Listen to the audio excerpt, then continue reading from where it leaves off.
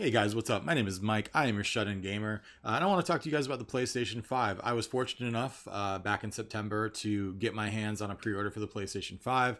It's arrived the day after its launch cycle, so I now have the PS5 obviously in my home, in my presence, if you will. I've been on it every day since getting it. One of the two games that I've gotten obviously is Miles Morales, which everyone's spoken about, and then because I love torturing myself while playing video games, I got Demon's Souls because I never got to play that on PlayStation 3. However, there's one more game I want to talk to you guys about, and this is the game that you guys should play prior to anything else. As soon as you boot up your system, and it's free and it's already loaded on there, and it's called Astro's Playroom. And I'm going to tell you why this game is basically a game changer for everyone who's a PlayStation fan or otherwise, and how it does probably the single best job of celebrating PlayStation as a whole since its creation in the early 90s. Okay, guys, so let's get into it. Let's do a little review, if you will, and let's take it from there. All right, guys, I'll see you guys on the flip as I talk to you guys without my face present. All right, guys, let's get into it. Astro's Playroom is a sequel to Astro Bot VR Missions, which came out about 2 years ago on the PlayStation VR when it launched,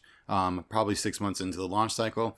It was overlooked by a lot of people just based on the fact that it didn't have that recognizable of a character to it, and obviously not everyone had VR. What I think happened is obviously with the success of that game, that it was, I think, almost close to a 90 in a Metacritic. Sony tapped them to make a new game that celebrates the rich history of PlayStation, which you're seeing in this footage right now. And as a whole, I think they nailed it out of the park. A lot of props to the production and to the crew who made this game. For me in particular, I love how every inch of this game is pretty much steeped in Sony PlayStation lore. As someone who's owned a PlayStation from PlayStation 1 series, as we talked about earlier, I couldn't get over stumbling across the various amounts of throwouts and callouts to all of these characters that you've played growing up. Anything from Hihachi and Kazuya, all the way up into even Jumping Jack Flash makes an appearance. So obviously, these people love Sony, and their attention to detail there was pretty impressive over time. The only other thing I would say, as far as excitement that had me going through, is just the ease in which this game plays, guys. There was a lot of talk when Astro VR Missions came out that it had done for the platforming industry what Mario 64 had done originally in its time, and this was the biggest leap for platforming since then. And I'm not going to say you feel the same way by playing this game, but what I will say is it's revolutionary in the way it makes you react to your controller. The DualSense controller in this game shows you all the cool little tricks they're going to be using, hopefully in the future, and apply them to different games. And Astro's Playroom is a perfect example of that. You do everything from running, jumping, leaping on top of different enemies, hitting them, using a gun and a bow and arrow, and all these different things. You're feeling the controller react to it. You're hearing what's happening. The adaptive triggers as you pull back the arrow. There's an extra sense of pull that you get, almost kind of like a reactive force that you get to it. And everything just feels satisfying. Even as you're running across different areas on the ground, whether it's related to metal or ice or just your basic brick or grass, you're feeling that in your controller. These DualSense controllers picking up all of those things. And all it does is it just makes you react to your environment that much better, right? So as far as gameplay goes, not a lot to complain about here. It's a very satisfying experience gameplay-wise.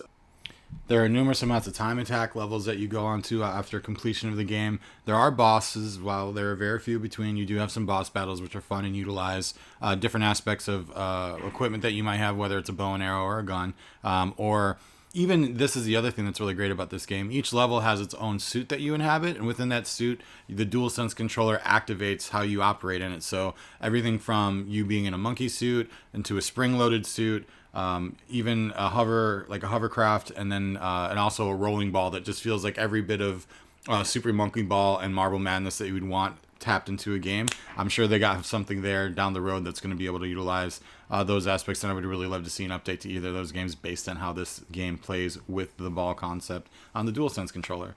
Aside from that, the biggest thing I want to talk to close out is that this is just literally a love letter to PlayStation as a whole.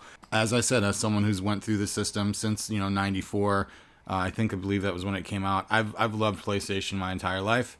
The collectibles alone are worth playing this game for. Each collectible that you can get, there's various amounts between 2 to 3 items that you get, are all based around and steeped in PlayStation peripherals and PlayStation consoles. And you have everything there from the original PlayStation to the UMDs. You have the memory cards, you have your multi-tap, even the crazy things like the PlayStation Buzz controllers for all you Buzz fans out there. Let's bring Buzz back. It's all represented in game by entering the PlayStation Labo. And in that, it has all your collections there. You're free to run around, look at all the PlayStation 1, 2, 3, 4 game games and systems to your liking. It's all there. And so I've spent a lot of time going back to this game just to be charmed by it. I wouldn't be surprised, and I would love if we got an extra little bit of DLC from this game that we can pay for, and or if they just launch a sequel, because at this point, to me, Astro is Sony's mascot. The amount of love, like I said, and care that the company's put into making this game and it being a free pack-in game, they're trying to reach out to a larger and wider audience. And while I love Sackboy, and I think Sackboy is also something that Sony should still champion, Astrobot just feels like the most thought-out Sony PlayStation IP that I've played in a long time when it comes to just nailing what makes us so excited about the game, what makes us love the system in the first place, right? Obviously, I'm going to play Demon's Souls to be wowed by the amazing graphics and gameplay. I'm going to play Miles Morales because I'm a huge Spider-Man fan, but I did not see Astro's Playroom coming when I opened up the system and gave it a play, and I urge you guys, all of you guys, to check it out. You guys are going to be a fan for life now after playing this game, so let me know what you guys think about that game. If you guys are getting a PS5, check it out. Also, if you guys want, you can follow me on Twitch at twitch.tv/shutingamer with 2 N's. I stream Monday, Wednesdays, Fridays, and Sundays. You guys can see there. I'll drop the link in the YouTube channel. And yeah, that's going to be it for tonight. So you guys take it easy. Until then, keep it casual. Go ahead and hit a like and a subscribe if you want. This is one of my first videos up on the channel. Follow me on Twitch, and I will talk to you guys later. Take it easy.